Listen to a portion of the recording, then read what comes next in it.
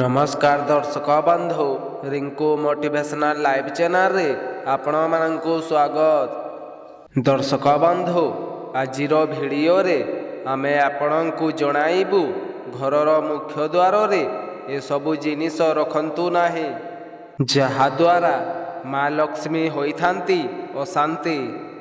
दर्शक बंधु जदि आपणंक घरर मुख्य द्वार रे रखिछंती एही पांचटी जिनिसरु जे कौनसी गोटिए जिनिस तेबे सेही घरे केबे भी आसी न थाए सुख समृद्धि एवं घर को धनर आगमन होई न थाए। माँ लक्ष्मी केबे भी सेही घर को प्रवेश करती नाही। सेही घरर लोके सबुबेले चिंतारे रहिथांती, दुखरे रहिथांती। तांको चिंता सबुबेले बढ़ी बढ़ी जाई थाए। सेथिपाई आजिर एही भिडियो रे आमे आपण मानंकु जणाइबु घरर सकारात्मक एवं घरर हस खुशी सुख शांति बढ़ाइबा पाई घरर मुख्य द्वार सामनारे केउ केउ जिनिस रखिबा उचित होई थाए एवं केउ केउ जिनिस रखिबा अनुचित अटे। दर्शक बंधु घरर मुख्य द्वार एक प्रमुख स्थान होई थाए। यही मुख्य द्वार मध्यरे घर को शुभ अशुभ शक्ति एवं भल और खराब लोक प्रवेश करिथांती। जदि मुख्य द्वारर वास्तु ठीक होई नथिबो मुख्य द्वारर किछि एमिति जिनिस रखिथिबे जहा घर को नकारात्मक ऊर्जा को निज आड़कू आकर्षित करि थाए बा एमिति किछि जिनिस अछि जहा घरर मुख्य द्वार रे रखिबार उचित स्थान होई न थाए। एमिति कोले नकारात्मक शक्तिर वास होई थाए। घरे प्रतिदिन कलह लागी रही थाए, धन हानि होई थाए। घर लोके विभिन्न प्रकारर चिंतारे रहिथांती। एथिपाई घरर मुख्य द्वारर वास्तु उपरे अधिक ध्यान देवा उचित। घरर मुख्य द्वार को एमिति रखिबा उचित जहा द्वारा सुख शांतिर वृद्धि हेब। प्रथम कथा आपणक घरर मुख्य द्वार को सबुबेले परिष्कार रखंतु। दर्शक बंधु घरर मुख्य द्वार पाखरे किछि लोक गछ लगाई थांती जहा गछर छाई मुख्य द्वार उपरे पड़ी थाए। लोके घरर मुख्य द्वार पाखरे जोता चपल रखि थांती आउ किछि लोक डस्टबिन मध्य रखि थांती किंतु एमिति केबे भी करंतु नाही। घरर मुख्य द्वार बहुत ही स्वच्छ एवं सफा सुतुरा रहिबा उचित। घर को प्रवेश करुथिबा द्वार सामनारे रंगोली बनांतु, शुभ लाभ लेखंतु, यह बहुत शुभ होई थाए। प्रतिदिन मुख्य द्वार रे गंगा जल सिंचन करंतु जहा द्वारा माँ लक्ष्मी आपणक घरे वास करिबे। घरर मुख्य द्वार सामनारे अशोक पत्रर माला लगाई देबे।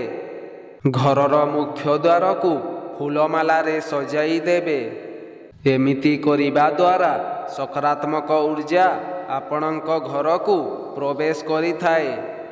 दर्शक बंधु घरर मुख्य द्वार को केबे भी अंधार करिबे नाही। सेठारे सबुबेले आलोक करि रखंतु। एहा द्वारा घर को केबे भी नकारात्मक ऊर्जा प्रवेश करि पारिबो नाही। जेउठारे अंधार थाए सेठारे नकारात्मक ऊर्जा सहजरे प्रवेश करि थाए एवं घरर लोके सबुबेले असुविधार सम्मुखीन होइथांती। घरर मुख्य द्वार रे भगवान गणेशंकर मूर्ति लगाई देइथांती।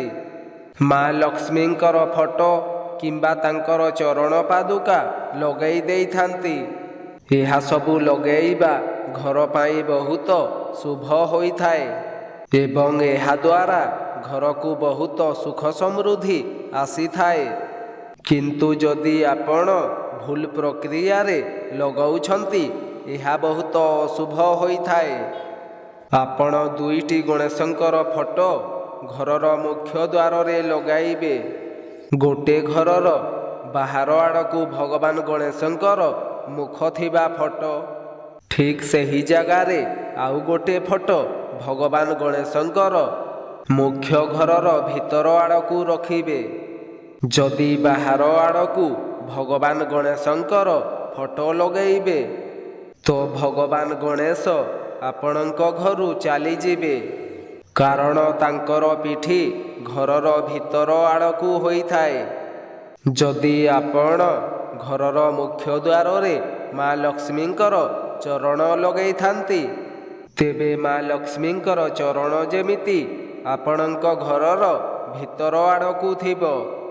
ମା ଲକ୍ଷ୍ମୀଙ୍କର ଚରଣ ସବୁବେଳେ ସଫା ଜାଗାରେ ଲଗାଇବେ ଏବଂ ଧ୍ୟାନ ଦେବେ ଯେ କାହାର ପାଦ ଯେମିତି ମା ଲକ୍ଷ୍ମୀଙ୍କ ଚରଣ ଉପରେ ନ ବାଜୁ। ଘରକୁ ସୁନ୍ଦର ଦେଖାଯିବା ପାଇଁ ଲୋକମାନେ ବିଭିନ୍ନ ପ୍ରକାରର ଗଛ ଘରର ମୁଖ୍ୟ ଦ୍ୱାର ସାମ୍ନାରେ ଲଗାଇଥାନ୍ତି, ଯେପରିକି ଗୋଲାପ ଗଛ, କଣ୍ଟା ଜାତୀୟ ଗଛ। ଏସବୁ ଗଛକୁ ନିଜ ଘରର ମୁଖ୍ୟ ଦ୍ୱାର ସାମ୍ନାରେ ଲଗାଇବା ଉଚିତ ନୁହେଁ। ମନି ପ୍ଲାଣ୍ଟକୁ ବି ଆମେ ଘରର ଭିତର ପଟକୁ ଲଗାଇବାକୁ ଚାହିଁଥାଉ, ଯାହାଦ୍ୱାରା ଆମ ଘରକୁ ପଇସା ଆସିବ। ଏହି ଗଛକୁ ପଇସା ଦେବାବାଲା ଗଛ କୁହାଯାଏ। ଏଥିପାଇଁ ଏହି ମନି ପ୍ଲାଣ୍ଟ ଗଛକୁ ଘରର ଭିତର ପଟେ ଲଗାଇବା ଉଚିତ, କିନ୍ତୁ ଘରର ବାହାରେ ଲଗାଇବେ ନାହିଁ। ଘରର ବାସ୍ତୁକୁ ଠିକ୍ ରଖିବା ପାଇଁ ଘରର ମୁଖ୍ୟ ଦ୍ୱାର ପାଖରେ ତୁଳସୀ ଗଛ ଲଗାଇବା ଉଚିତ। ଯେଉଁଠି ମା ତୁଳସୀ ଗଛ ଥାଏ ସେଠାରେ ସକାରାତ୍ମକ ଉର୍ଜା ବା ଶକ୍ତି ସବୁ ବାସ କରିଥାଏ ଏବଂ ଘରର ବାସ୍ତୁ ଦୋଷ ସବୁ ନିବାରଣ ହୋଇଥାଏ। ଏଥିପାଇଁ ଘରର ମୁଖ୍ୟ ଦ୍ୱାର ସାମ୍ନାରେ ତୁଳସୀ ଗଛ ଅବଶ୍ୟ ଲଗାନ୍ତୁ। ଘରର ମୁଖ୍ୟ ଦ୍ୱାର ସାମ୍ନାରେ ସୁଗନ୍ଧିତ ଫୁଲ ଗଛ ଲଗାଇବେ। ଏହା ସହିତ ଘରର ମୁଖ୍ୟ ଦ୍ୱାର ହାଲୁକା କଲର ବା ଲାଇଟ୍ କଲର ହୋଇଥିବା ଉଚିତ। ଆପଣ ସିଲଭର, ଗୋଲ୍ଡେନ, ଧଳା, ଗୋଲାପୀ ଇତ୍ୟାଦି ବି କୌଣସି କଲର ଆପଣଙ୍କ ପ୍ରବେଶ ଦ୍ୱାରରେ ଲଗାଇ ପାରନ୍ତି। କଳା ରଙ୍ଗ ଭୁଲରେ ବି ଲଗାଇବେ ନାହିଁ। ଘରର କବାଟକୁ ଖୋଲିବା ବା ବନ୍ଦ କରିବା ସମୟରେ ଏହି କଥାକୁ ଧ୍ୟାନ ରଖିବେ କି ସେଥିରୁ ଯେମିତି ଆୱାଜ ବା ସାଉଣ୍ଡ ଆସୁନଥିବ, କାହିଁକି ନା ଏହା ନକାରାତ୍ମକ ଧ୍ୱନି ଉତ୍ପନ୍ନ କରିଥାଏ ଆଉ ଏହି ନକାରାତ୍ମକ ଧ୍ୱନି ଆପଣଙ୍କ ପ୍ରବେଶ ଦ୍ୱାର ଦେଇ ପ୍ରବେଶ କରିଥାଏ। ଘରର ମୁଖ୍ୟ ଦ୍ୱାରରେ କବାଟ ଖୋଲିଲା ବେଳେ ବନ୍ଦ କରିଲା ବେଳେ କ'ଣ କ'ଣ ନ ହେବା ଦରକାର ଆସନ୍ତୁ ଜାଣିବା। ତାହା ଯେମିତି କିଛି ଜାଗାରେ ଭାଙ୍ଗି ନଥିବା ଦରକାର। ଯଦି ଏମିତି ହୋଇଥାଏ ତାହା ଶୀଘ୍ର ହିଁ ଠିକ୍ କରିଦିଅନ୍ତୁ। କବାଟ ଖୋଲିଲା ବେଳେ ବା ବନ୍ଦ କରିଲା ବେଳେ ତାହା ଯେମିତି ସାଉଣ୍ଡ ଆସୁନଥିବ, ସେଥିରେ ତେଲ ଲଗାଇ ଦିଅନ୍ତୁ। ଘରର କଲିଂ ବେଲ୍ର ସ୍ୱର ମଧୁର ହେବା ଦରକାର। ଓଂ ଉଚ୍ଚାରଣ କିମ୍ବା କିଛି ଭଜନ ସ୍ୱର କଲିଂ ବେଲ୍ର ଶବ୍ଦ ରଖନ୍ତୁ, ଏହା ବହୁତ ଶୁଭ ହୋଇଥାଏ। ଘରର ମୁଖ୍ୟ ଦ୍ୱାରରେ ନିଶ୍ଚୟ ପାପୋଛ ରଖନ୍ତୁ। ଏହା ଆୟତକାର ପାପୋଛ ହୋଇଥିବା ଦରକାର। ଘରର ମୁଖ୍ୟ ଦ୍ୱାର କେଉଁ ଦିଗରେ ରହିବା ଉଚିତ ଆସନ୍ତୁ ଜାଣିବା। ଘରର ମୁଖ୍ୟ ଦ୍ୱାର ସବୁବେଳେ ଉତ୍ତର କିମ୍ବା ପୂର୍ବ ଦିଗ ହେବା ଉଚିତ। ଘରର ମୁଖ୍ୟ ଦ୍ୱାର ଉତ୍ତର କିମ୍ବା ପୂର୍ବ ଦିଗ ହେବା ଦ୍ୱାରା ଘରେ ସବୁବେଳେ ସୁଖ ଶାନ୍ତି ବନି ରହିଥାଏ। ସବୁ ଶୁଭ ଶକ୍ତି, ସକାରାତ୍ମକ ଶକ୍ତି ଆସିଥାଏ। ଘରେ ଦେବୀ ଓ ଦେବତାମାନଙ୍କର ବାସ ହୋଇଥାଏ। ତେବେ ଦର୍ଶକ ବନ୍ଧୁ, ଯଦି ଆପଣମାନଙ୍କୁ ଏହି ଭିଡ଼ିଓଟି ଭଲ ଲାଗିଥାଏ ତାହେଲେ ଭିଡ଼ିଓଟିକୁ ଲାଇକ୍ କରି କମେଣ୍ଟ ବକ୍ସରେ ଜୟ ମା ଲକ୍ଷ୍ମୀ ଅବଶ୍ୟ ଲେଖିଦିଅନ୍ତୁ।